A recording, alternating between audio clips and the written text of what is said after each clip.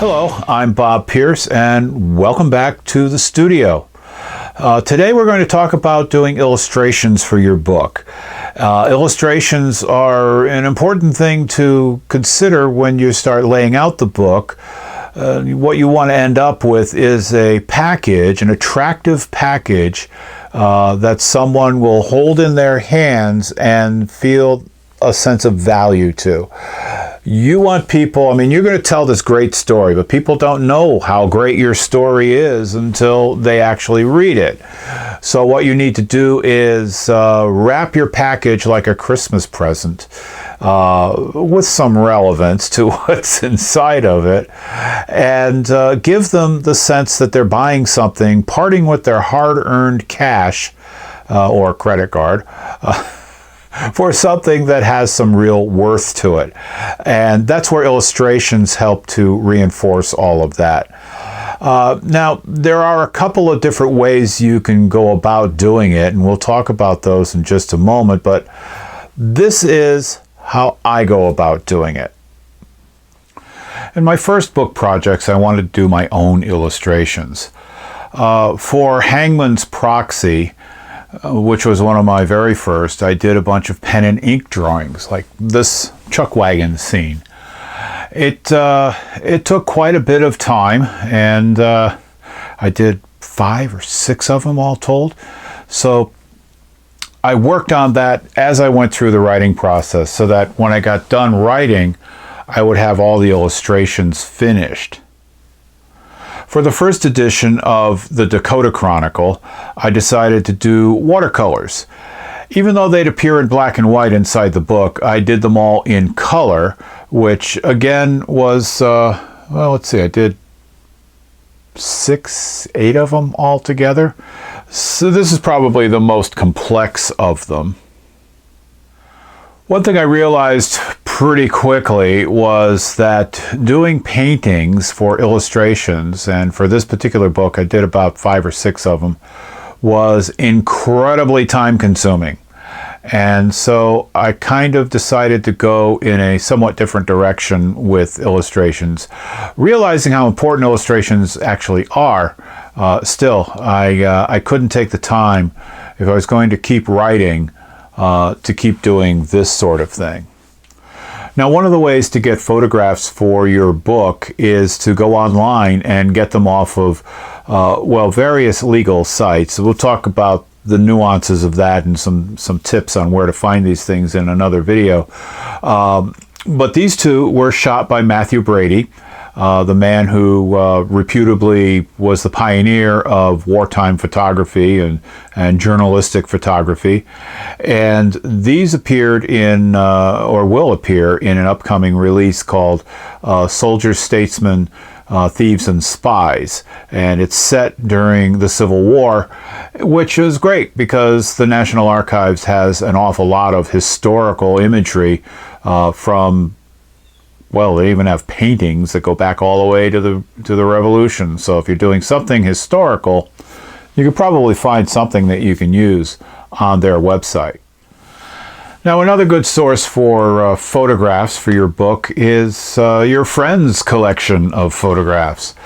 If you have a friend who has been someplace interesting that you're using in your book, or just has some images of something that you think would look good to illustrate your book, don't be afraid to ask. Most people would be flattered to have their photos used. You do want to make sure that you have some sort of written permission. An email will be sufficient, as I did for these. And make sure you give the photographer, even though he's just a tourist with a camera, he's still the photographer, give him credit on your copyright page. Now, one of the best and safest things you can do is use your own photographs. Now, I don't go much of anywhere without my trusty little camera. This is just a cheap digital camera. Being digital, I can download things to the computer directly and just go mess around with them in Photoshop. But it also gives me a backlog. This is just a small sample of all the photos that I have taken over the last several years and just banked. Now, I've used a lot of them, but I have not used infinitely more of them. These pictures were taken on various vacations. I'm always, as I keep repeating in these videos, always on. Always thinking of interesting images, interesting things that might come useful later on in some books that have yet to be conceived of. So just snap a whole bunch of pictures. This was taken at an exotic, I shouldn't say exotic, but exclusive inn that we won a nice stay at in the White Mountains. This is in Cozumel, Mexico, when we went on a cruise, the one and only cruise we've ever been on. But it was a lot of fun. But while I was at the airport, one of the terminals that were off of the building that our terminal was in, that we were waiting for our plane, was the Aer Lingus terminal. And Aer Lingus is the official airline of Ireland. And a number of my books take place in and around Ireland with some Irish characters. So I snapped a few pictures through the glass and got a few nice shots, but that one actually ended up in one of the books. So what you want to keep in mind is be prepared always to collect images like a stamp collector, a coin collector, or some sort of obsessive hoarder. But always be on the lookout. And like we talked about for props and things that you find at yard sales and flea markets and stuff, pictures and images and things you see in the world, have your camera ready pretty much all the time. Now here's another example.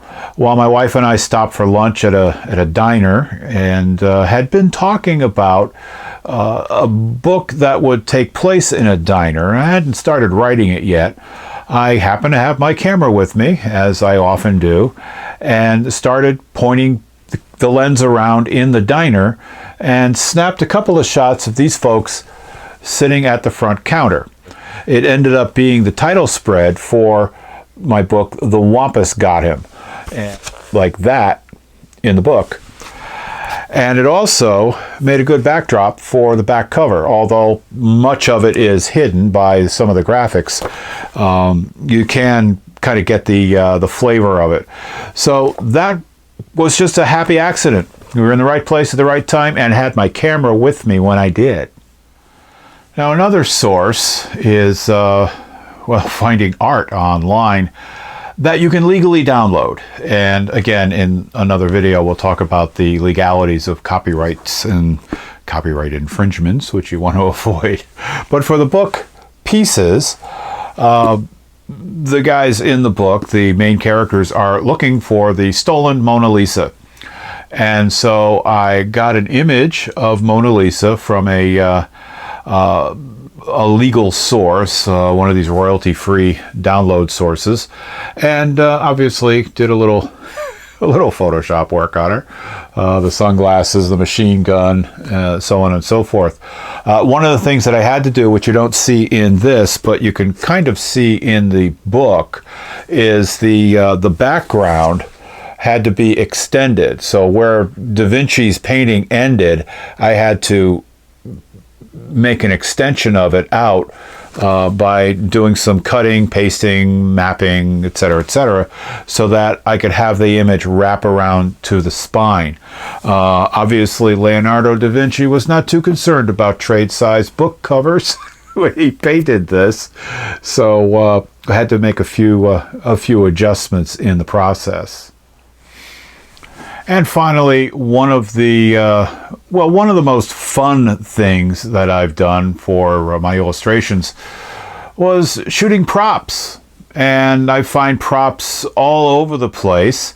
In some cases, just as I stumble on things in yard sales and stuff, but also to building some. And we'll talk about all of that. In fact, we'll talk about all kinds of props and photography of them and building props and so on and so forth in upcoming videos. So make sure you check those out as well. But that's another option that you can go with. This is the back cover of my Civil War book. That's Soldier, Statesman.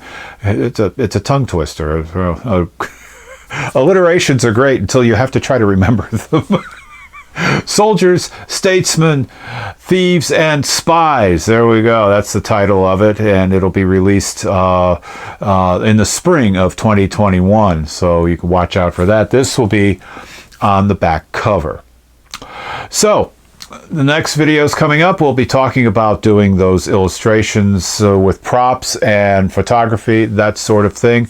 And we're going to talk about getting faces for your front covers. If you remember from a previous video, we talked about different psychologies of your front cover image and how faces are the most powerful and the most eye-catching that you can possibly come up with. But where do you get them? How do you get people to pose for photos? Where do you find photos legally that you can use that, well, hopefully will work for you without having to get a model and do a model shoot and all of that? Well, we'll talk about all of that in some upcoming videos. So in the meantime, I'm Bob Pierce from the studio.